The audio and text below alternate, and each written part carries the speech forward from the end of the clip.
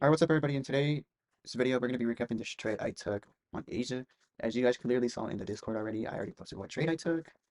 It was a quick little short that we took. Scalp trade, pretty good P&L today. Ended off the day green. Didn't trade yesterday. Traded Wednesday and took a pretty decent L. Wasn't that bad. Risk management is getting way better, which is a good thing. But let's get into the recap. So basically, in this trade that I took, to be honest, it was just a continuation setup because we had drawn liquidity to the downside because we had Thursday's unfilled like fair value gap, like usually fair value gap. Let's go to the time frames so you guys can see. Basically, we filled all of this right here, which was price trying to fill almost all of it, and then on the 4 hour we were all well, basically on all higher time frame, lower time frames we were like straight up bullish. So that was another sign of me just entering like bullish. We did reverse after I exited out. It was a pretty pretty good TP set because if I would have gone any lower, my trade would have I would have lost the trade essentially. And we took all out like we filled all of this. We didn't have no SMT, no accumulation, no manipulation, all of it. It was just clean price action. Just like just dumping what it pumped. And it was pretty clean PA since Asia has been like really bad price action lately. It's been just straight up chopping.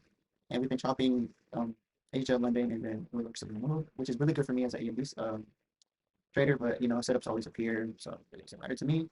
But that's honestly all this trade was, just a continuation setup. And your trades really don't need to be overcomplicated. You can do like 2 or 3 confluences for entry because if you take a loss in this market, it really doesn't matter until any point. And losses are supposed to be expected, but I do want to show you guys the trade that I was going to take on Murphy, which would have been a 110-point move.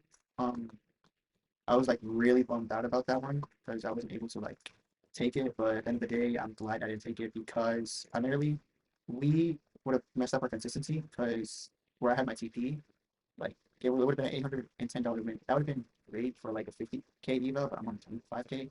And yes, we're back on a unfortunately on a Evo. I blew the funded for very bad reasons, which I'll just say revenge trading, to be honest. That's the reason I blew it.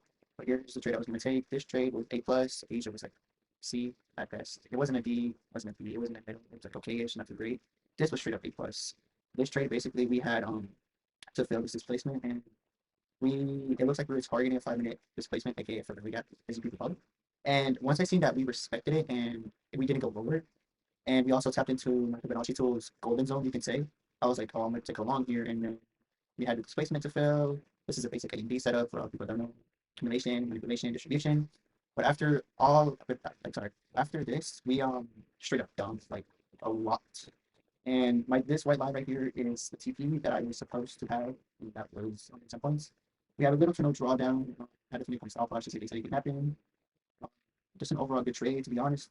And these are the type of setups that you guys want to particularly see if you do trade AMD. So this was a very good setup on my end, my part, but just couldn't execute it.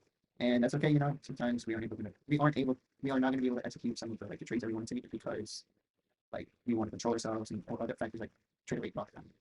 But honestly, that's all for today's recap. Hope you guys enjoyed, and I'll see you guys in another recap, which will be Monday because I traded Asia, so I'm not trading New York tomorrow. It's gonna be like an off day, you can say for me. But yeah, see you guys in the next one.